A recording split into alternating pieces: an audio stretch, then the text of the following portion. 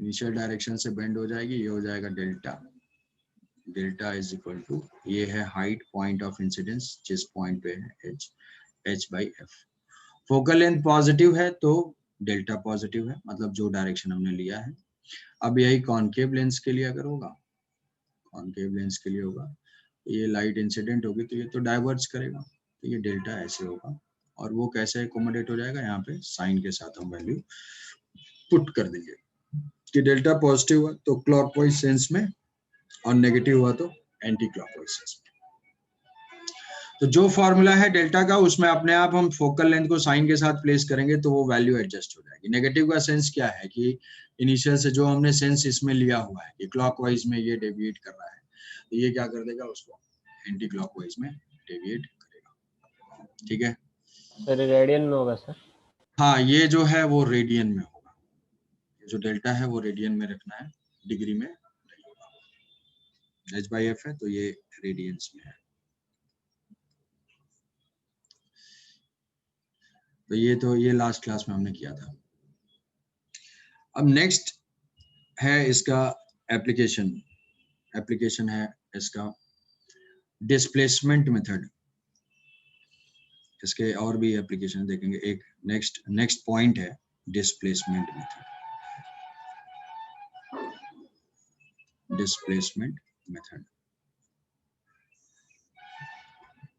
तो displacement method क्या है? This method is used to find focal length. It is used to find focal length of convex lens.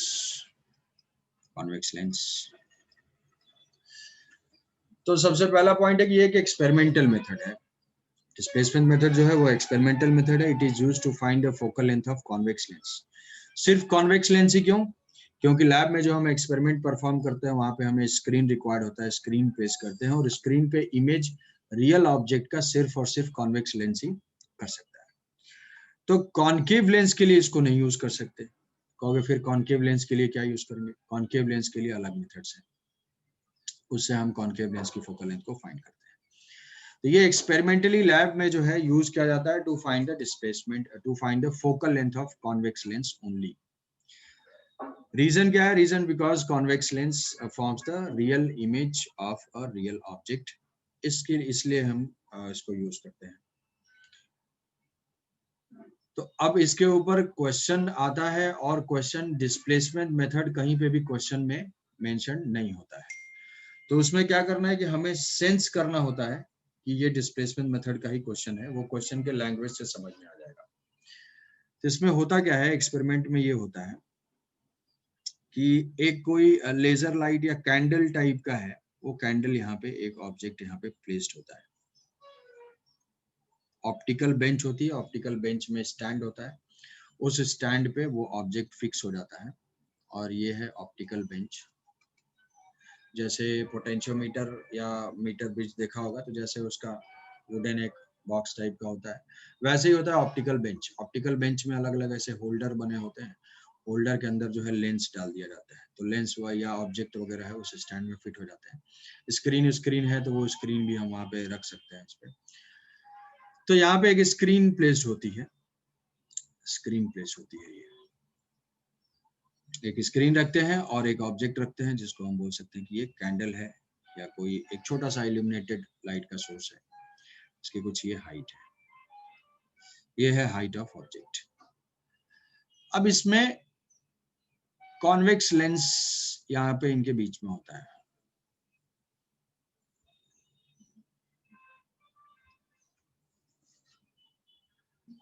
अब सोचो कि convex lens को find करने के लिए और क्या तरीका है। कॉन्वेक्स लेंस को फाइंड करने, फोकल लेंथ को फाइंड करने के लिए हमारे पास तो लेंस मेकर फॉर्मूला है। लेंस मेकर फॉर्मूला में रिफ्रैक्टिव इंडेक्स पता होना चाहिए, या फिर रिफ्रैक्टिव इंडेक्स पता होना चाहिए और रेडियस ऑफ कर्वेचर, ये दो इंफॉर्मेशन होता तो फाइंड कर सकते थे। अब ये इंफॉर्मेशन रेडियस ऑफ कर्वेचर वगैरह अगर नहीं है तो उस केस में यूज होगा भाई किस मटेरियल का हो सके, किस टाइप का ग्लास यूज किया हुआ हो, वो सब वैल्यूज अगर नहीं दिया हो तो हम इसके थ्रू ही फाइंड करेंगे। तो इसमें क्या करते हैं कि बीच में एक लेंस रख देते हैं और इसमें ऑब्जेक्ट और स्क्रीन की डिस्टेंस फिक्स होती है। मतलब इसको रख दिया। तो इस डिस्प्लेसमेंट मेथड में डिस्प्लेसमेंट किसका होता है? डिस्प्लेसमेंट लेंस का होता है। तो अभी क्या किया कि यहां से ये x डिस्टेंस पे है, ये x डिस्टेंस पे है, तो इमेज की जो डिस्टेंस होगी वो इमेज, तो इस डायग्राम को शुरू से ही समझते हुए चलना है, क्योंकि धीरे धीरे इसमें और पॉइंट ऐड होंगे तो डायग्राम थोड़ा वो हो जाएगा, क्लटर्ड हो जाएगा। तो ये पहली पोजीशन है लेंस की, x डिस्टेंस पे रखा और dx पे यहाँ पे कहीं इमेज बन रहा है। तो चाहे तो यहाँ से एक रे डायग्राम भी बना सकते हैं, ऐसे कि ऑप्टिकल सेंटर से गया, ऐसे गया, और यहाँ से जो है ये रेस गई और यहाँ पे हमें इमेज मिल रहा है, इमेज मिल रहा है। तो बताया है पहले ही कि क्या स्क्रीन पहले कहीं पे होगी तो इमेज नहीं बनेगा, इमेज बनेगा, हमेशा ही इमेज बनेगा, लेकिन क्या होगा, ब्लर होगा, शार्प इमेज जो है ब्लर होगा।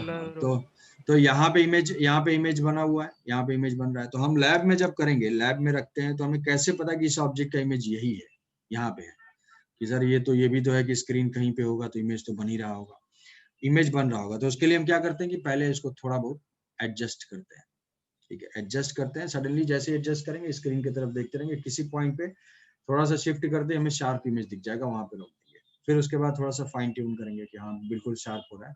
तो उससे क्या होगा कि ऑब्जेक्ट और डिस्टेंस, ये ऑब्जेक्ट और इमेज ये फिक्स हो जाएगी। और इस स्क्रीन पे हम इमेज को ले रहे हैं, स्क्रीन पे इमेज को ले रहे हैं, तो वो ऑब्वियसली रियल इमेज होना चाहिए, इसीलिए कॉनकेव को यूज नहीं किया जा सकता है डिस्प्लेसमेंट मेथड में।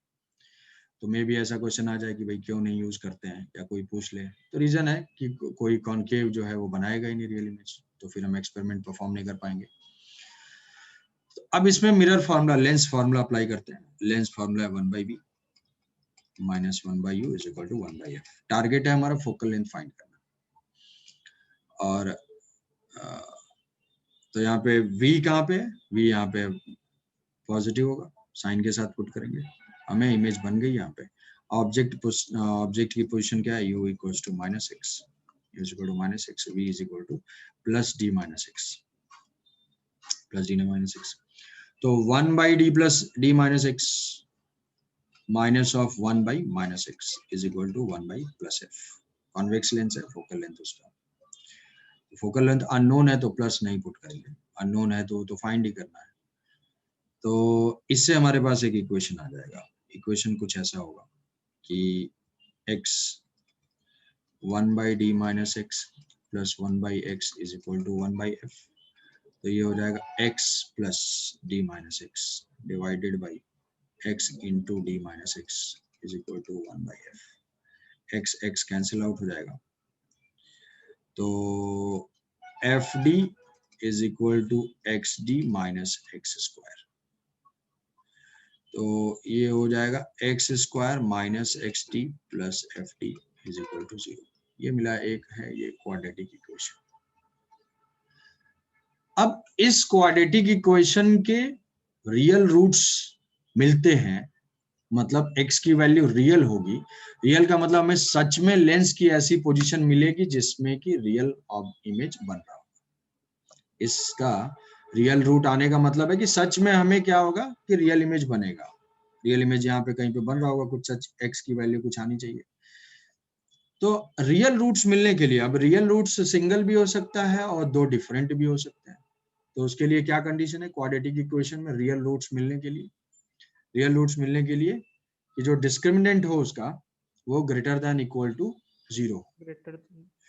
तो फॉर रियल रूट्स का मतलब x की कुछ वैल्यू आए में, तो फॉर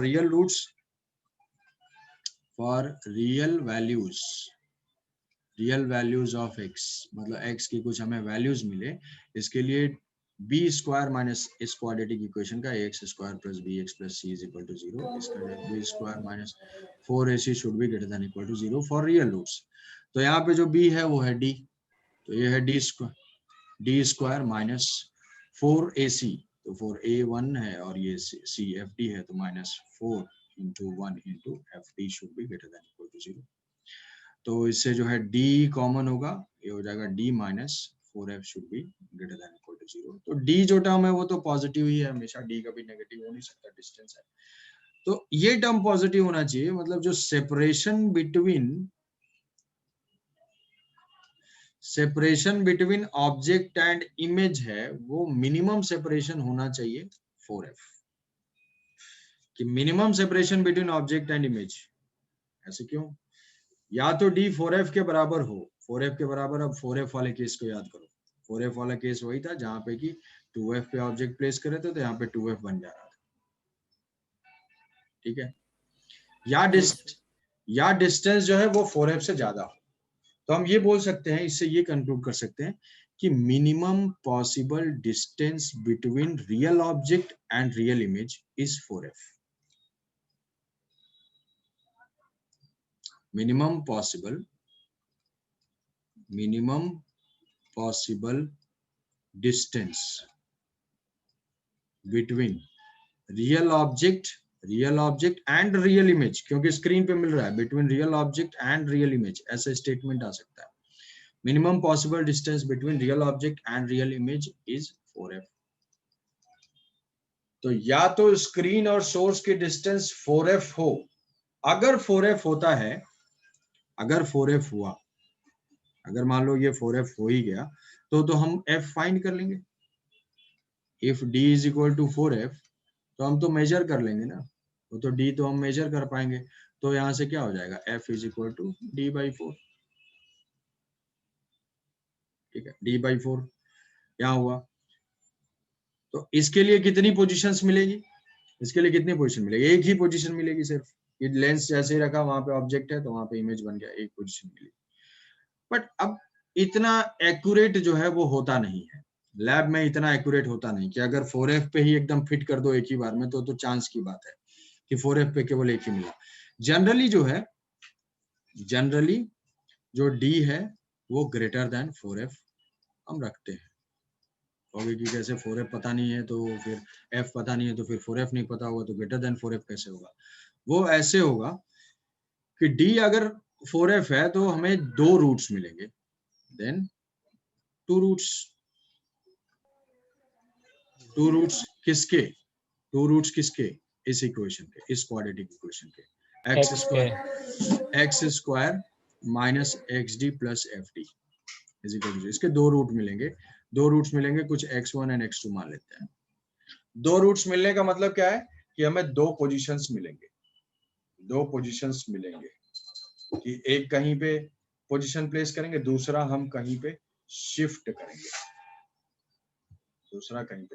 करेंगे, जो कि एक्चुअल में यही होता है। अब ये पता कैसे लगाएंगे कि दूसरे ये 4f से ज्यादा, तो उसके लिए करते क्या, 2 पोजीशंस मिल रहा है, मतलब 2 पोजीशन के लिए हमें स्क्रीन पे इमेज मिलेगा, 2 पोजीशन के लिए स्क्रीन पे इमेज मिलेगा। तो उसके लिए क्या कर दिया कि लेंस ऐसे रख देते हैं, ऑब्जेक्ट रख दिया और स्क्रीन रख दिया, और लेंस को यहाँ से यहाँ तक स्लाइड करते हैं, तो स्क्रीन पे देखते रहते हैं। अगर स्लाइडिंग के प्रोसेस में 2 शार्प इमेज हमें दिख जाती है, क्या भाई 2 शार्प इमेज दिखा, एक बार और बन रहा है, एक बार यहाँ बन रहा है, तो ठीक है, नहीं दिखा तो थोड़ा सा और बढ़ा देते हैं, थोड़ा सा और बढ़ा के फिर से शिफ्ट करेंगे, शिफ्ट करते करते धीरे से दिखेंगे क्या शार्प इमेज दिख रहा है, तो बस उतने पे एक्सपेरिमेंट करना स्टार्ट कर देंगे। तो कम से स्टार्ट करेंगे, अगर थोड़ा कम रखेंगे उसको शिफ्ट करेंगे, कुछ नहीं दिखेगा स्क्रीन पे, मतलब हमें डिस्टेंस बढ़ाना। अब लकीली अगर 4f तक ही शिफ्ट हो गया, केवल एक ही बन रहा है, तब तो काम खत्म हो गया, डायरेक्ट डी मेजर किया, d बाई 4 हो गया। बट ऐसा नहीं होता है, तो उसमें बहुत टेंशन लेने की जरूरत भी नहीं है, थोड़ा सा हम अपने हिसाब से उसको बढ़ा देते हैं, या वहाँ पे जो लैब में जो भी इंस्ट्रक्टर होगा वो आइडिया दे देता है कि फोकल लेंथ जितने भी होते हैं 20-30 सेंटीमीटर होता है, तो वो जो है वहां से डबल कर दिया, उसको 444 करके 80 सेंटीमीटर 1 मीटर रख के एक्सपेरिमेंट कर दिया, हो जाएगा। बट एक्चुअल सही प्रोसेस क्या है कि पहले देख लिए कि हाँ एक मिल रहा है, स्लाइड करने से 2 पोजीशन मिल रही है, मतलब d मोर देन 4f है। अब d मोर देन 4f है तो वो 2 पोजीशंस कौन कौन सी है, वो 2 पोजीशंस आ जाएंगे, d 4f पे हमें 2 पोजीशंस मिलेंगी। वो कौन सी पोजीशंस है, x1 is equal to x1, तो हम इसको ऐसे बोलेंगे कि x1 जो फर्स्ट पोजीशन होगी, इफ नेक्स्ट ये जो है कि अगर ऐसा है तो 2 रूट्स होंगे x1 x2 के, तो पहली पोजीशन होगी जो फर्स्ट जो पोजीशन होगी, देन u1 जो इसका रूट होगा, जो रूट होगा वो क्या होगा, x की वैल्यू यहाँ से, एक मिनट, x की जो रूट्स हैं वो पुट कर देते हैं, कितना होगा, तो x की वैल्यू हो जाएगी x is equal to minus B, मतलब d डी प्लस प्लस और minus D square minus 4df divided by 2। तो इसमें मिनिमम वाली डिस्टेंस देखो ये माइनस साइन के साथ होगा, d माइनस ऐसे, तो अगर मान लो कि ये सोर्स है और ये स्क्रीन है, तो दो पोजीशंस हमें मिलेंगी, एक इधर मिलेगा एक इधर मिलेगा। एक ऑब्जेक्ट के नियर बाई वाला होगा, वो कौन सा होगा, माइनस होगा, d/2 माइनस एक टर्म होगा, और दूसरी पोजीशन ये होगी, तो पहली पोजीशन ये हो गई, दूसरी पोजीशन ये हो गई। तो पहली पोजीशन को मैं बोल दूंगा u1, पहली पोजीशन को अगर बोला u1, जो ऑब्जेक्ट के क्लोजर वाला पॉइंट है, वो कौन सा हो जाएगा, d minus D square minus 4df divided by 2। अब इससे इमेज कहां पे बनेगी, v1, इमेज तो स्क्रीन पे ही मिल रहा है हमें, तो इमेज क्या हो जाएगा, d माइनस u1, ये d माइनस x था, x की वैल्यू क्या u1 है, ये हो जाएगा d माइनस u1। तो d माइनस u1 करके थोड़ा देखो, d माइनस u1 करोगे तो प्लस आ जाएगा, यहाँ पे d माइनस u1 करेंगे तो ये d minus square root of d square minus 4df, D plus root over of तो ये 2d माइनस d, तो ये हो जाएगा d प्लस, ठीक है, इसको सब्ट्रैक्ट कर दिया 4df, तो ये सब्ट्रैक्ट करने से v1 is equal to d plus square root of d square minus 4df divided by 2, ये मिल गया। u2 क्या होगा, u2 is equal to d plus plus sign वाला होगा, दूसरी पोजीशन हो जाएगा d square minus 4df divided by 2। तो v2, अब v2 is equal to d minus u2, d minus u2 put करोगे तो देखो माइनस आ जाएगा, यहाँ पे d माइनस u2 पुट करोगे, u2 पुट कर दिया तो ये माइनस आ जाएगा, v2 is equal to d minus square root of d square minus 4df। मतलब v1 क्या हो गया, v1 जो है वो u2 हो गया, v1 जो है, देखो v1 और u2 ये दोनों सेम है, v1 जो है वो u2 हो गया और v2 जो है वो u1 हो गया। अब इसका कहने का मतलब क्या हुआ, ये हम प्रिंसिपल ऑफ रिवर्सिबिलिटी से कंक्लूड कर सकते हैं। तो ये क्या बात हुई कि जैसे ऑब्जेक्ट और प्रिंसिपल ऑफ रिवर्सिबिलिटी क्या बोलता है कि भाई यहाँ पे मान लो ये लेंस है, लेंस पे, लेंस के लिए हमने यहाँ पे ऑब्जेक्ट कुछ प्लेस किया और इमेज यहाँ पे बन रहा है। अगर अब तो यही तो है, ये हमारा u1 और ये है v1। अब रिवर्सिबिलिटी प्रिंसिपल के हिसाब से object and image positions are interchangeable, object और इमेज इंटरचेंज हो सकते हैं।